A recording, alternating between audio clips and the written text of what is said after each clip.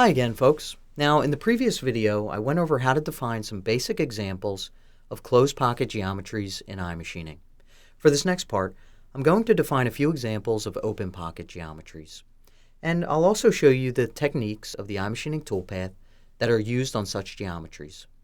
When watching, just keep in mind what I told you about chain picking. The chain selection order is very important. And just a quick tip, if you ever run into any issues with the toolpath giving you a strange result, I would troubleshoot by first checking to make sure that your chains are selected in the correct order. In any case, now I'll get started with my first open pocket geometry example. So here again I have my CAM part on the screen ready to go. These are the three open pocket geometry examples that I'll be working on in this video. So I'll pan over to the first example, which is just a simple open pocket. To add an iMachining operation, I'll go to the SolidCAM manager, and then I'll right-click Operations, Add Milling Operation, and select 2D iMachining. When the iMachining operation dialog box appears, I'll click the New button to define the machining geometry. Now, as I said before, the geometry for this operation is simply defined as an open pocket. There's only one chain to define, so in the SolidWorks graphics area, I'll pick on the initial contour of the pocket. Top or bottom, it doesn't matter for this example. I'll select Auto Constant Z to close the chain, and then I'll click Yes to accept the chain selection. I'll go to the chain list again, right-click Chain 1, and just choose Mark Chain as Open. It's that simple. The chain turns black for visual confirmation, and now iMachining is informed that the pocket can be approached from the outside. I'll now confirm the geometry definition by clicking OK. Next, I have to make the tool and levels definitions again. For anyone just joining in, all the pockets in this example use the same tool and have the same exact depths. So I'll make those definitions now, and then I'll just use the Save and Copy function to copy them to a new operation for the next example. So moving down to the Tool page, I'll click the Select button to display the Choosing Tool for Operation dialog box. I'll select tool number 1 from the list, and then by clicking Select, I'll exit the Part Tool table. To finish up the operation definition, I'll switch to the Levels page to define the milling levels. I'll click the Upper Level button, and then in the SolidWorks graphics area, I'll pick on the top face of the stock model. This is again the Z level where the machining will start. To confirm my selection, I'll click OK. Next, I'll click the Pocket Depth button to define the machining depth. I'll pick on the bottom edge of the open pocket, and then I'll click OK to confirm the selection. In my continued effort to keep things organized, I'll name this operation Open Pocket.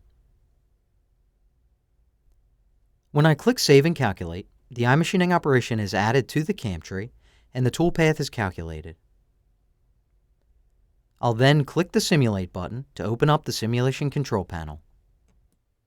Clicking Play will show the iMachining toolpath approach from the outside and clear the entire face with what's called a converging morphing spiral.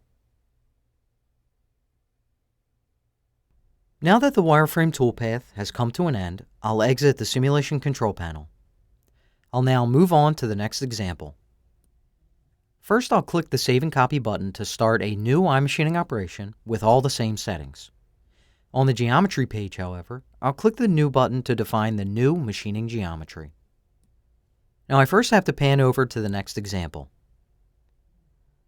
For this operation, the geometry is defined as an open pocket with island. The first chain to select is the outer chain. So in the SolidWorks graphics area, I'll pick on the pocket contour. Using Auto Constant Z, I'll close the chain, and then I'll click Yes to accept the chain selection. The second chain to select is the inner chain. Again, in the SolidWorks graphics area, I'll pick on the island contour. Then I'll select Auto Constant Z to close the chain, and of course, I'll click Yes to accept. To finish up the geometry definition, I'll right-click the outer chain, which is Chain 1, and choose Mark Chain as Open. I'll then click OK to confirm the geometry selection. This operation I'll name Open Pocket Island. I'll click Save and Calculate to add this operation to the CAM tree and calculate the toolpath. To start the simulation, I'll then click the Simulate button. When I click Play, you'll see that the iMachining toolpath is very similar to the previous operation. The tool approaches from the outside and then performs a morphing spiral towards the island. Now, let me show you one more geometry dealing with open pockets.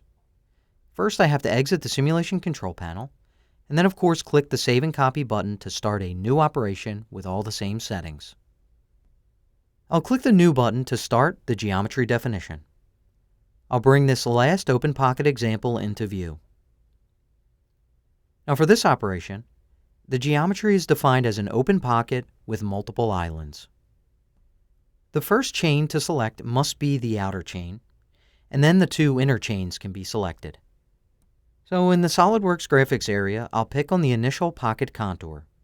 I'll use Auto Constant Z to quickly close the chain, and then I'll click Yes to accept the chain selection.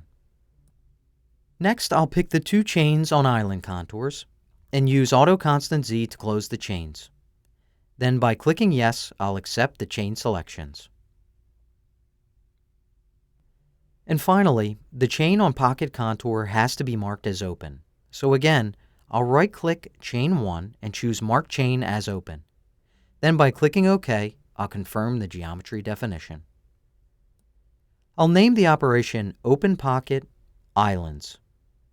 I'll then click Save and Calculate to add this iMachining operation to the CAM tree and to calculate the toolpath. Then, I'll click Simulate. Now I'll click the Play button to display the wireframe toolpath on the model. The tool approaches the pocket from the outside and collapses in on the islands. The first island that's encountered is separated, and then a final morphing spiral is formed around the second island. Well, that just about does it for the open pocket geometry examples.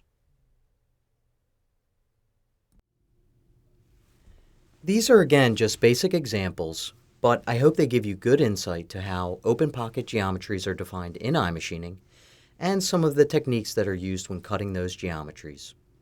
Join me for the last part in this series, where I'll show you how several types of semi-open pocket geometries are defined in iMachining.